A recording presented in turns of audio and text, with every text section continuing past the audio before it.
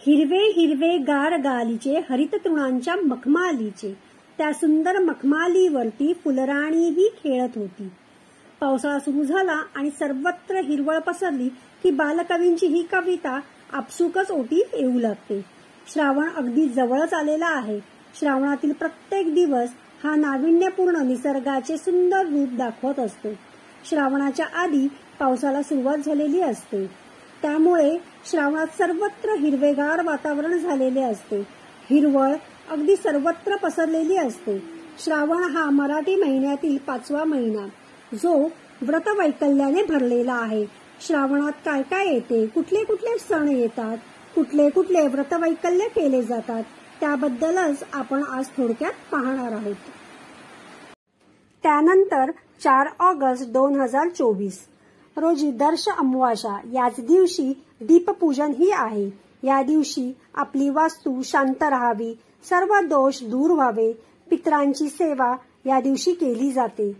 दिनांक 5 ऑगस्ट 2024 पासून श्रावण महिना सुरू होतो. सर्वात प्रथम 9 ऑगस्ट 2024 रोजी नागपंचमी. नागपंचमी आपल्या पूर्वजांनी आपल्याला निसर्गातील झाडे, प्राणी यांची आपल्याला ओळख व्हावी, त्यांच्याबद्दल कृतज्ञता व्यक्त करण्यासाठी हे सगळे सणवार निर्माण केले आहेत. नागपंचमी हा सण श्रावण शुद्ध पंचमीला असतो. नागपंचमी हा सण आपण साजरा करतो. त्यात आपण नागाला कृतज्ञता मानतो. नागाला आपण भाऊ मानतो आणि तो आपले रक्षण करतो, अशी त्यामागची छानशी कल्पना आहे.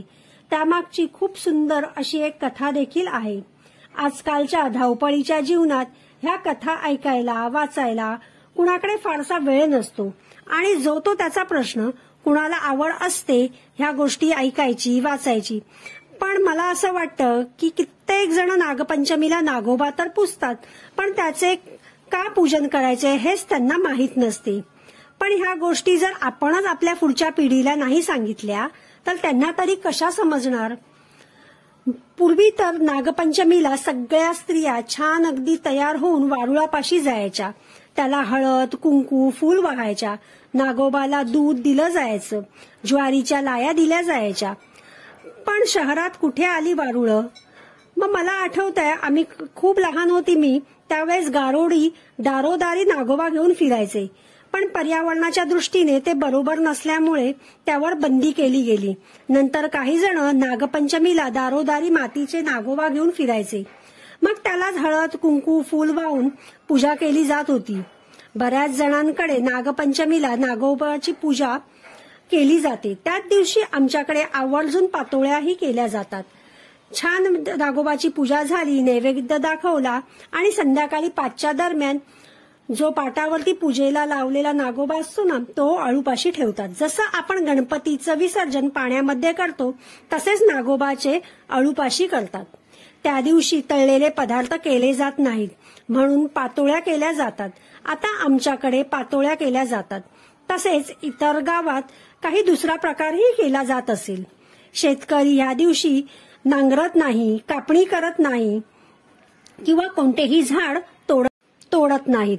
19 ऑगस्ट 2024 रोजी रक्षाबंधन. रक्षाबंधनाला बहीण भावाला ओवाळते, राखी बांधते, त्याच्या उदंड आयुष्यासाठी प्रार्थना करते आणि भाऊ देखील आपल्या बहिणीचे रक्षण करण्याचे वचन घेतो. रक्षण म्हणजे फक्त मारामारी करणे असं नाही, तर बहिणीला काही शारीरिक, मानसिक त्रास तर होत नाही आहे ना, यावर लक्ष देणे. सदैव आपल्या बहिणीच्या पाठीशी खंबीरपणे उभे राहणे. आपण कितीही बिझी असलो तरी आठवड्यातून एक फोन एकमेकांना नक्की करू शकतो. हल्ली सतत कोणाकडे जाणे होत नाही, पण फोनवर खुशाली नक्कीच आपण घेऊ शकतो.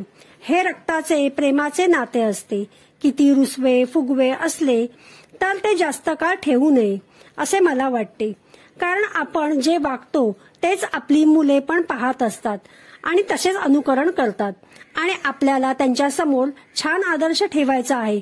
मामा हे खूप प्रेमाचं आणि जवळचं नातं आहे, त्यामुळे ते प्रेमानेच सांभाळलं पाहिजे असे मला वाटते. रक्षाबंधनाच्या दिवशीच नारळी पौर्णिमा हा देखील सण असतो. कोळी बांधव समुद्राला नारळ अर्पण करून समुद्राविषयी कृतज्ञता व्यक्त करतात. पावसामुळे कोळी बांधव मासेमारी करायला जात नाहीत. तसेच हे दिवस माशांच्या प्रजननाचे देखील असतात. म्हणून नारळी पौर्णिमेच्या दिवसापासून पुन्हा मासेमारीला सुरुवात होते. त्यामुळे सागराची आपल्यावर कृपा असावी, सागराने आपले रक्षण करावे, यासाठी नारळी पौर्णिमेचा हा सण कोळी बांधव मोठ्या उत्साहाने साजरा करतात. हे कोळी बांधव सोनेरी रंगाचा नारळ घेऊन अगदी भक्तिभावाने सागराची पूजा करतात. करंज्यांचा नैवेद्य होडीला आणि समुद्राला दाखवतात. त्यानंतर दर्याकिनारी विविध नृत्य, कोळी गीतं गायली जातात. विविध खेळ खेळले जातात. आता तर आपण ही पाहतोच, ठिकठिकाणी नारळ फोडी करून वेगवेगळे खेळ खेळले जातात. तसेच नारळी भातही केला जातो. पुढे कृष्ण जयंती ही यंदा 28 ऑगस्ट 2024 रोजी आहे. या दिवशी श्रीकृष्ण जन्मोत्सव साजरा केला जातो.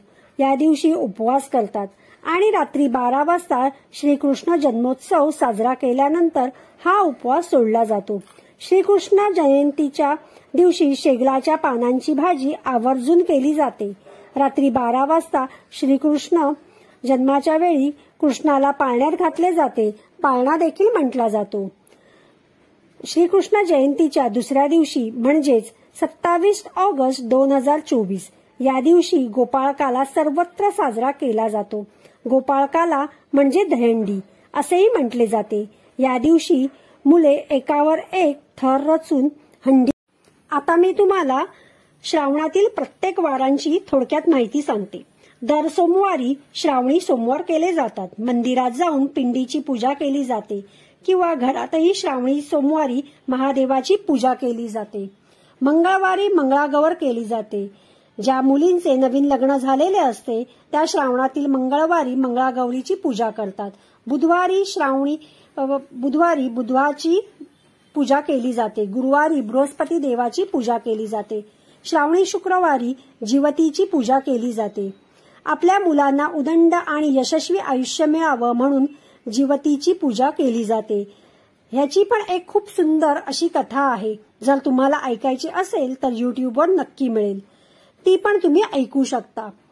त्यानंतर शनिवारी आपण मारुतीची पूजा करतो. बरेच जण श्रावणातील शनिवारी उपवास करतात आणि मारुतीच्या मंदिरात जाऊन तेल रुईचा हार वाहतात. रविवार हा सूर्याचा असतो म्हणून या दिवशी आदित्य राणूबाईची पूजा केली जाते. आदित्य राणूबाईची देखील एक कथा आहे.